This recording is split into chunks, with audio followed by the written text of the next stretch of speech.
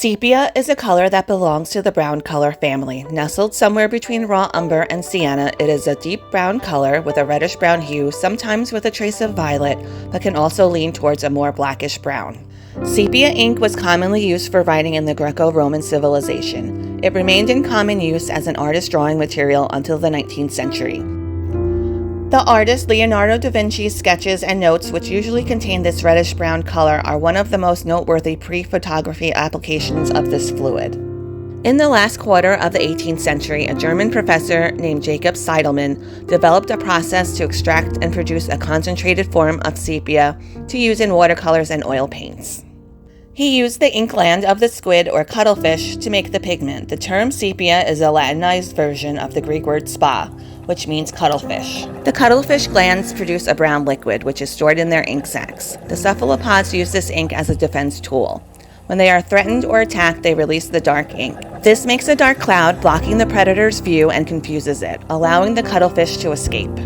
The cuttlefish that live in the Adriatic Sea provide a warm brown color, while the sepia color of the cuttlefish from the Mediterranean Sea and the Atlantic Ocean provide a brown-black color. The sepia ink, with its high color strength, wasn't light fast but was very popular as a watercolor because of its transparency. This organic dye process fell into disuse around 1970 in favor of more synthetic materials. Currently, the color warm sepia and sepia are usually made from a mixture of light fast brown and black pigments, making the color much less transparent.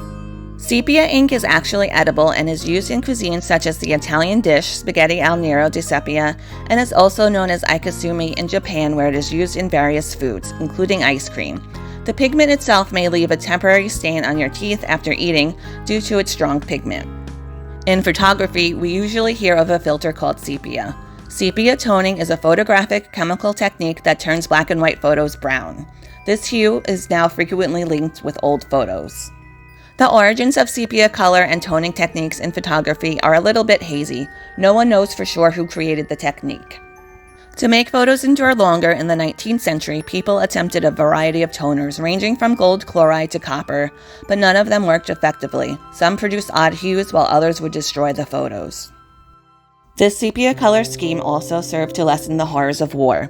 During the American Civil War, photographers frequently used a sepia hue to make their combat photos more appealing to print audiences. Until the 1920s, sepia color toning was the standard process for producing portraits. New photographic methods and advances in color photography rendered the sepia image obsolete by the 1930s.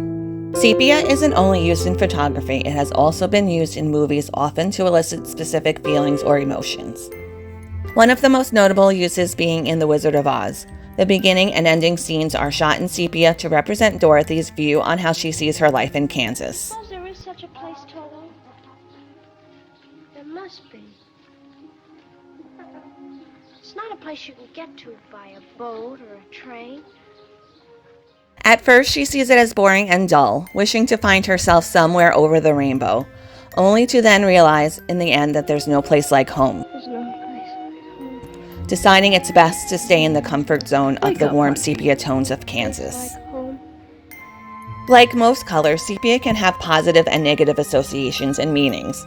The hue in the beginning of the film can be seen to represent feelings of loneliness, sadness, and isolation. It was seen in such stark opposition to the bright, exciting, yet also sometimes dangerous colors of the Land of Oz. Upon her return home, the brown color now represents a sense of reliability, solid, much like the earth, dependable, secure, and safe. Sepia hues are far from dead. Despite their fall in the early 20th century, modern photographers, artists, and designers have devised techniques for recreating sepia's vintage color palette. Today, sepia remains the hue of choice for giving pictures an antique, dreamy, vintage feeling.